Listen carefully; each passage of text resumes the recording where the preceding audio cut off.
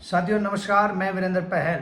आज की हम इस वीडियो में चर्चा करेंगे ब्राह्मण समाज के कदावर नेताओं की, ब्राह्मण समाज के साम्राज्य की और ब्राह्मण समाज के विचारों में आई गिरावट की, और क्या संदेश ये ब्राह्मण समाज के भविष्य को लेकर के दिया जा रहा है, उन सारी चीज़ों के ऊपर। सबसे पहले तो एक बार मैं इसके कदावर नेताओं को बताऊंगा, फिर उन्हीं के कारण समाज में गिरावट आई उसके बाद बताऊंगा। ब्राह्मण समाज का जो सबसे बड़ा हरियाणा के अंदर आज के दिन अगर माना जाए तो रामविलास शर्मा के बाद, रामविलास शर्मा भी कदावर नेता ब्राह्मण समाज के हुए हैं। राजनीति में बहुत ऊंचाई तक न केवल खुद पहुंचे और अपनी पार्टी को भी लेकर के गए, लेकिन आज पूरी तरह से उनका राजनीतिक भविष्य चौपट हो चुका है और उसी के चलते अब लाइमलाइट में बने रहने के लिए अजूल फजूल बयान देना उन्होंने शुरू कर दिया है। उसके बाद रमेश कौशिक हरियाणा की राजनीति में एक जाना पहचाना चेहरा है जिसको हर आदमी जानता है और अपनी काबिलियत और मेहनत के बलबूते पर उसने नए नए आयाम छुए हैं।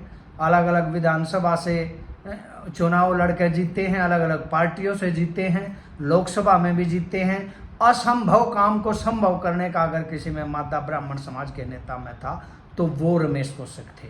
लेकिन पिछले दिनों जब समस्त ब्राह्मण समाज को ऊंचाइयों पर ले जाने के लिए उनका नेतृत्व कहीं ना कहीं समाज ने नेतृत्व रमेश कौशिक के हाथ में दे रखा था, तो उसी समय उनकी एक कथित तौर पर अश्लील वीडियो वायरल हो जाती है जो न केवल उनके राजनीतिक भविष्य को चकनाचूर करती है बल्कि ब्राह्मण समाज की आशा और उम्मीदों को भी धरती पर ला करके पटक देती है और ब्राह्मण समाज बड़ा जलील महसूस करता है उसके कारण। उसके बाद दूसरे कदावर नेता हैं अरविंद शर्मा।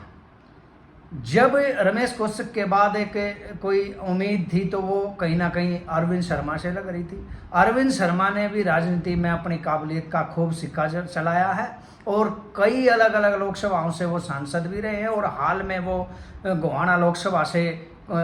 गोहाना विधानसभा से बीजेपी के विधायक हैं और मंत्री हैं। लेकिन जब बिखरी हुई ब्राह्मण समाज की भावनाओं को एक नया चांद चमकता हुआ नजर अरविंद शर्मा में आ रहा था तो उसी समय विधानसभा के अंदर पंडित समाज के ही बड़े सम्मानित रामकुमार गौतम के खिलाफ बहुत ही निचले स्तर की बातें, बहुत ही चाहे वो सच थी चाहे झूठ थी, इस तरह की बातों और संवाद वहाँ पर उसने इस्तेमाल किया। इससे पूरे ब्राह्मण समाज की सम्मान में गिरावट आई जिसका जवाब आज तक ब्राह्मण समाज दे नहीं पा लिया है और लोगों में अन्य समाज में भी तरह तरह के सवाल खड़े कर दिए। उससे लोग कहीं ना कहीं दोबारा से उनकी आशाओं में टूट गई और उनको भी उन्होंने नेता नहीं स्वीकार करा। उसके बाद है रामकुमार गौतम भी समय समय पर ब्राह्मण समाज की पैरवी करते रहे हैं और रामकुमार गौतम ही बड़े वो अपने बयानों के कारण मशहूर रहे हैं। उनके बयानों से उन्होंने राजनीतिक के मायने बदलने की भी ताकत उनके बयानों में है। सफीदों विधानसभा से अब वो विधायक हैं और सफीदों विधानसभा में चुनाव के दौरान जो उन्होंने बयान दिए थे सीधे तौर पर भूपेंद्र हुड्डा के खिलाफ और एक तरह से उनके बयानों का मैसेज जाटों के खिलाफ दूसरी जातियों को लामबंद करने का था, उसी के चलते ना केवल वो सफीदों से विधायक बने बल्कि बीजेपी को अन्य विधानसभाओं में भी जाट नॉन जाट में उनको लाभ मिला। तो उनके खिलाफ ही अरविंद शर्मा ने विधानसभा के अंदर जो वो शब्द यूज करे हैं मैं उनको दोहराना नहीं चाहता हूं, ना अपने आप को ये चाहता हूं कि ऐसे शब्दों का मैं इस्तेमाल करूं अपनी वीडियो में, लेकिन इतनी गिरी हुई चीजें रामकुमार गौतम के ऊपर आरोप लगाए गए हैं खाने पीने के, जिससे उनकी पूरी राजनीतिक और उनकी जो मानसिकता थी वो पूरी तरह से एक तरह से दर्शाई गई कि भ्रष्ट कर दी गई है, जिससे वो अब तक सदमे में हैं और उससे उभर भी नहीं पाएंगे और उसका कोई तोड़ रामकुमार गौतम के पास नहीं है। हालांकि रामकुमार गौतम के बचाव के लिए अरविंद जैन जरूर सामने आए। तो अरविंद जैन भी कहीं ना कहीं ब्राह्मण समाज का अपने आप को सर्वे सर्वा साबित करना चाहते हैं, दादा साबित करना चाहते हैं।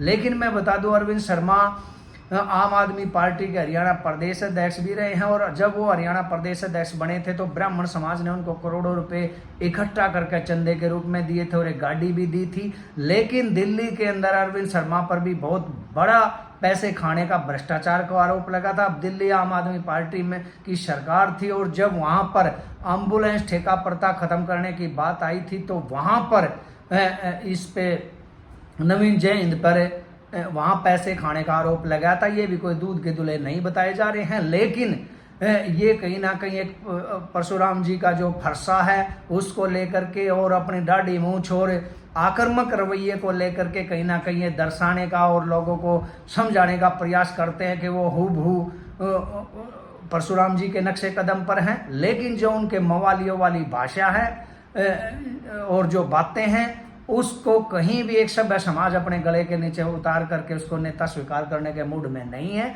उसके बाद बात आती है मोहनलाल बड़ौली की। मोहनलाल बड़ौली जब सारी चीजों से ब्राह्मण समाज ना उम्मीद हो गया था तो बीजेपी के प्रदेश अध्यक्ष बनने के बाद मोहनलाल बड़ौली एक उनकी उम्मीदों का सितारा जरूर चमका था। लेकिन मोहनलाल बड़ौली के अंदर अपनी कोई खूबी काबिलियत नहीं है। विधानसभा पहले वो राय विधानसभा से एमएलए बनवाए तो उसमें बहुत टिकट दिलवाने से लेकर एमएलए बनवाने तक रमेश कौशिक की बहुत बड़ी भूमिका थी। उसके बाद वो लोकसभा में आए और लोकसभा में हार गए। उनमें अपनी कोई खूबी नहीं है, लेकिन बीजेपी और भगवान के सहारे वो आज तक उनकी नैया तैर रही है।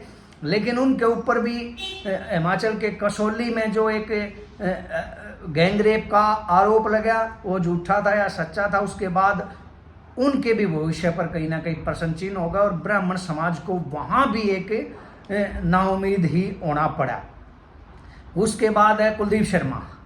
कुलदीप शर्मा पंडित चिरंजी लाल के पुत्र हैं और पंडित चिरंजी लाल की पूरी तरह से राजनीति को चकनाचूर भजनलाल ने कर दिया था।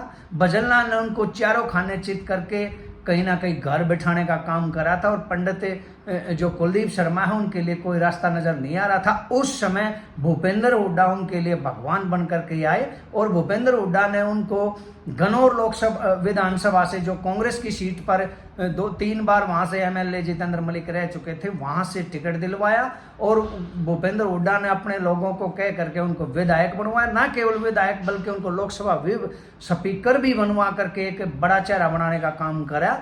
लेकिन ब्राह्मण समाज को ये भली भांति पता था कि कुलदीप शर्मा में कोई ताकत नहीं, कोई खूबी नहीं है, केवल वो भूपेंद्र हुड्डा के भोंपू के रूप में काम कर रहे हैं और इसलिए उनके ब्राह्मण समाज उसको स्वीकार नहीं करता था। लेकिन जब अब पूरी तरह से उनकी राजनीति खत्म हो चुकी है, उनके बेटे की और उनकी गन्नौर और करनाल से राजनीतिक जमीन खुस चुकी है, तो अपने समाज को कहीं ना कहीं नाउम्मीद होकर के उस अपने समाज में जगह तलाश रहे हैं और इसी समाज में जगह बनाने के लिए चौधरी भूपेंद्र सिंह हुड्डा, जिसका चमचा कुलदीप शर्मा को कहा गया है, उनके खिलाफ बयान दे करके अपने समाज को इकट्ठा करना चाह रहे हैं।